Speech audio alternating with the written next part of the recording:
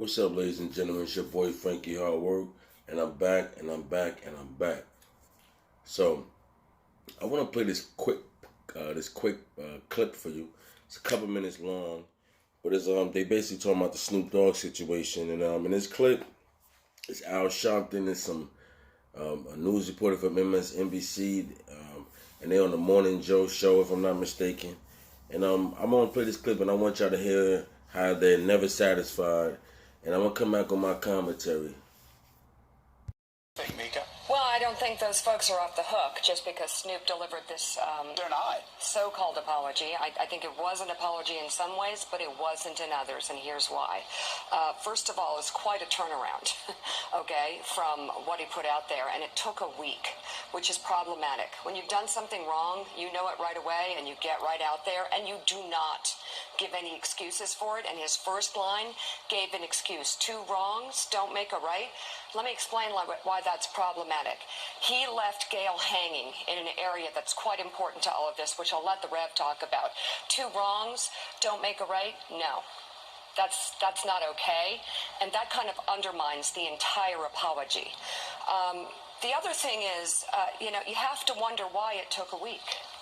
What is it that made him think for a week about this before coming out with this? And what he did when he tore Gail down and threatened her with a profanity-laced tirade is he divided people. And he knew he was doing that. He knew he was ginning up division. It's not a good look at all. So I think he's going to need to do more. I think it's a good start. But a lot needs to happen before this really is, quite frankly, in a place of peace.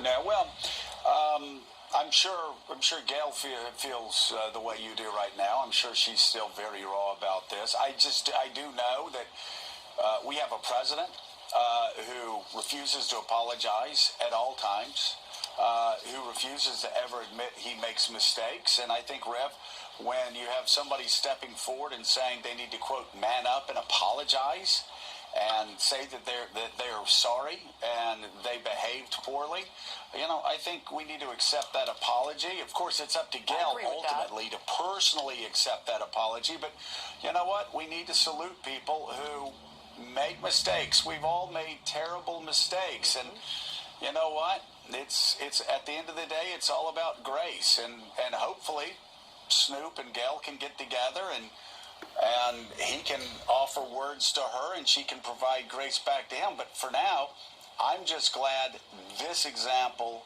was sent out to the 40 million people that follow Snoop on Instagram. It was important because it sets a cultural tone that you do not have to be engaged in threats and misogyny. I think beyond Gail and Snoop, what concerned me was the message it was sending to a lot of people that listen to Snoop and that impacted by it. And I think that they got a real education, and I hope this is a teaching moment that Snoop will use to say to them, it is not the manly thing to do to call women out their name and to threaten women and journalists for what they say. If he had said he felt it was inappropriate or harmful to him, the way she conducted the interview, whether you or I agree with that or not, he had the right to say that. But to dehumanize her and to use misogynist terms and to threaten her was my concern.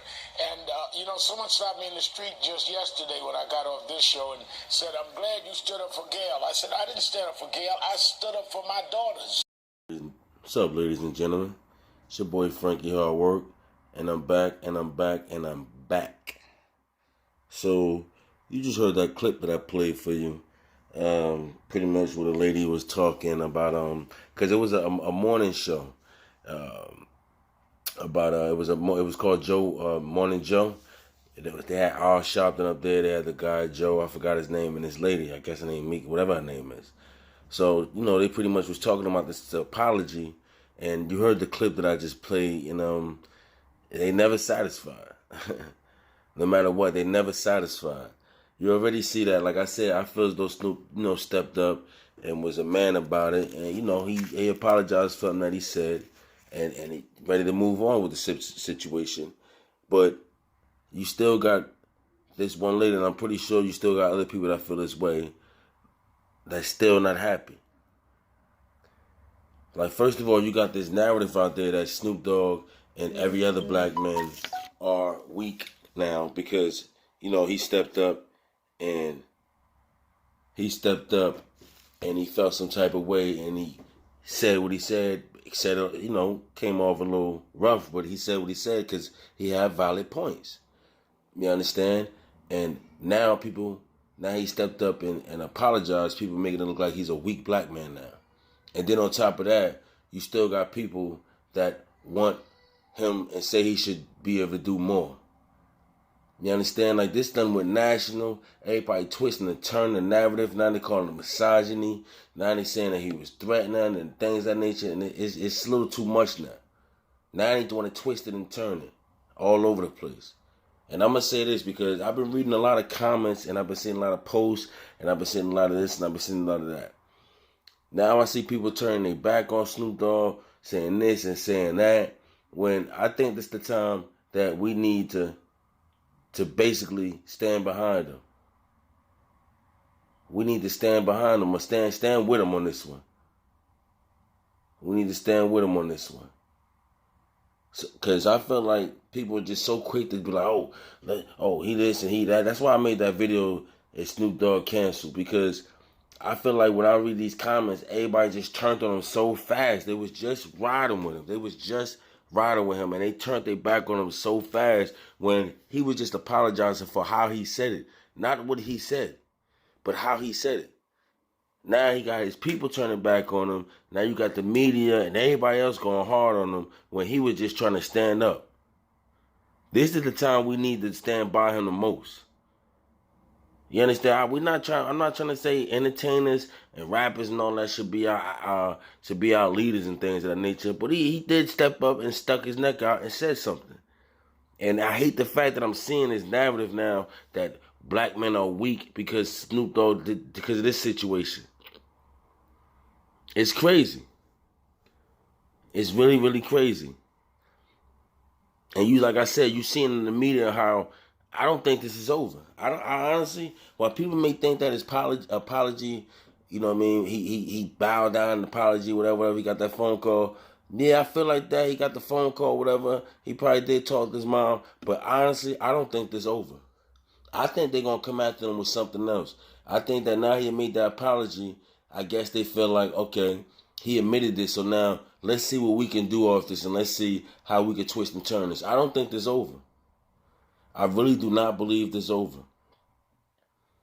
But I just need y'all to just know, like, y'all can't be out here canceling every goddamn body. And y'all can't be out here turning y'all back on him that fast. Like, goddamn, the man was trying to step up. And now I'm reading all these comments about how he weak and he this and he that. He about to feel it right now, believe it or not. This is not over. This is not over. But I want to know how y'all feel about this. I want to know, do y'all feel as though that he made this apology, it's done and over with, they moved on now? Or do you think listening to that, you still going to have some feminist people out here, black and white, you know what I mean, feminist people out here that still feel like, we want to go for the kill now. So you let me know how you feel about this. It's your boy Frankie Hard Work. Like, comment, subscribe. Let me know how you feel about this. And I'ma holla.